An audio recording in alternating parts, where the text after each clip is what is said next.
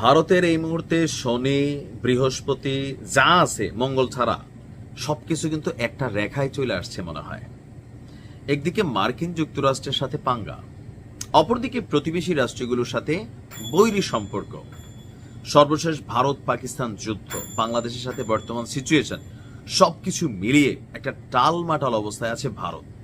আর এই বিষয়টাতে নতুন একটা আওয়াজ উঠে গেছে।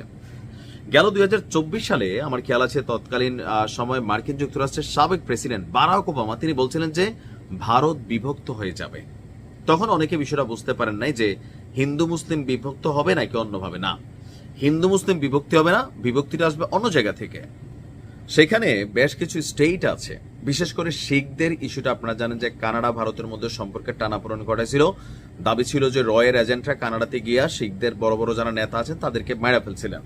তো এরকম বেশ কিছু ইস্যু আছে, আবার ধর্মীয় ইস্যুগুলো আছে, অনেকগুলো জাতিগত দাঙ্গার ইস্যু আছে। এখন হঠাৎ করে যেটা পারসেপশন ছিল এটাকে বাস্তবায়ন করার জন্য, এটাও কি কোনো দেশের গভীর পরিকল্পনার অংশ কিনা জানি না, কারণ সারা পৃথিবী জুড়ে এগুলো হয়। ভারতকে ভাগ করার ডাক দিয়েছেন এবার অস্ট্রিয়ার একজন অর্থনীতিবিদ, ওনার নাম হচ্ছে গুন্থার ফ্যালিঙ্গার, যা এই মুহূর্তে বিতর্ককে তুঙ্গে নিয়ে গেছে। তার বক্তব্য যে ৭৮ বছর আগে দাসত্বের শৃঙ্খল ভাঙা ভারত এখনো যেন সেই বর্ণবাদীর চোখে একটা খেলনা, যেন যখন ইচ্ছে হয় তখন সেটিকে ভেঙে দেওয়া যায়। আজ ভারত বিশ্বের চতুর্থ বৃহত্তম অর্থনীতি এবং একটি পরাশক্তির দিকে যখন এগিয়ে চলছে, তখনই ভারতকে ভাঙার বার্তা দিয়েছেন ন্যাটোতে কর্মরত সাবেক ন্যাটোতে কর্মরত এই ব্যক্তি। এখন খবর হচ্ছে কি, হিন্দুস্তান টাইমসের, এমনকি শুধুমাত্র এই বক্তব্য দিয়ে ক্ষান্ত হয় না, ভারতকে ভাঙা কতটা রাষ্ট্র করা যায় একটা ছবিও সে সোশ্যাল মিডিয়ায় পোস্ট করেছেন, যে ভারতকে ধর্ম এবং জাতি এবং ভাষাগত দিক থেকে একাধিক ছোট ছোট দেশে যেন ভাঙা হয়। গুন্থার কে আসেন, তার কথাটার কেন তো ওজন, তিনি হলেন ন্যাটোর, সেই ন্যাটো যেটার সাথে পুতিন কাকু লড়াই করে। তো সেই ন্যাটোর যে সম্প্রসারণ কমিটি আছে, সেই কমিটিতে অস্ট্রিয়ার চেয়ারম্যান। যদিও এই কমিটি কেউ কেউ বলছেন ন্যাটোর সাথে যুক্ত না, এটা আরেকটা কমিটি আছে। যাই হোক, তার বক্তব্য হচ্ছে ভারতকে ভেঙে দেওয়ার ডাক দিচ্ছি আমি। নরেন্দ্র মোদী রাশিয়ার লোক, আমাদের মুক্ত খালিস্তানের বন্ধু চাই। বুঝছেন তো, এই যে শিখদের নিয়ে যে ঘটনা, সেই ঘটনাটাতে খালিস্তান আন্দোলন তৈরি হয়েছিল। এখন বলতেছে কি, মোদী হচ্ছে রাশিয়ার বন্ধু, কারণ ভারতকে যখন আমেরিকা চাপ দিয়া বেকাই ফেলছে, সেটার সাথে ইউ কানেক্টেড, কিন্তু মনে রাখেন। তো সেই জায়গাতে পুতিনের সাথে সাম্প্রতিক যে মহড়া, তো পুতিনের সাথে তো ন্যাটোর ঝগড়া আছেই, ইউরোপীয় ইউনিয়নের ঝগড়া আছে।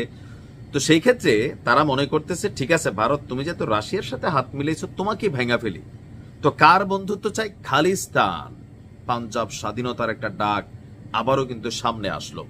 এরপর একটা ম্যাপ পোস্ট করেন, সেখানে দেখা যাচ্ছে উত্তর ভারত পুরাটাই নাকি খালিস্তান।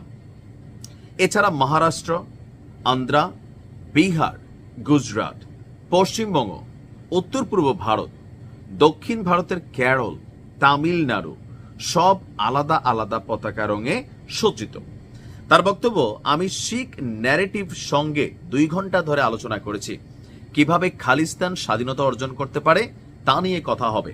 ভারতকে সাবেক ভারত করতে হবে, রাশিয়াপন্থী স্বৈর শাসক নরেন্দ্র মোদীর কবল থেকে ভারতের জনগণকে কিভাবে মুক্ত করা যায় তা নিয়ে আমার কথা হয়েছে। বুঝতে পারছেন যে ইন্টারন্যাশনালি ভারতকে নিয়ে কিন্তু খেলা শুরু হয়ে গেছে।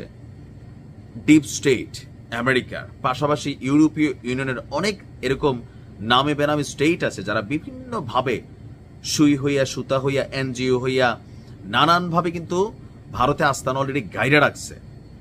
এখন এই ব্যক্তির এই কথাকে কতটুকু মূল্যায়ন করা যায়, তবে এখন যে সিচুয়েশনটা হালকা নেওয়ার সুযোগ নেই। ভারতের উপরে বললাম না, পুরা শনি ভর করে আছে।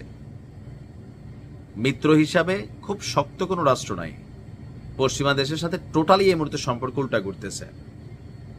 আর ভারতের ভেতরে নরেন্দ্র মোদীর এই রাজনীতিকে অপছন্দ করে অনেকগুলো রাজনৈতিক দলও তৈরি হয়েছে, এমনকি আলাদা আলাদা স্টেট হিসাবে তারা দেশ হিসাবে কিন্তু নিজেদেরকে নিয়ে নিতে পারে।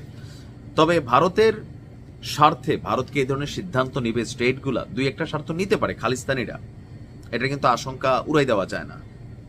দেখা যাক কি হয়। ভালো থাকো।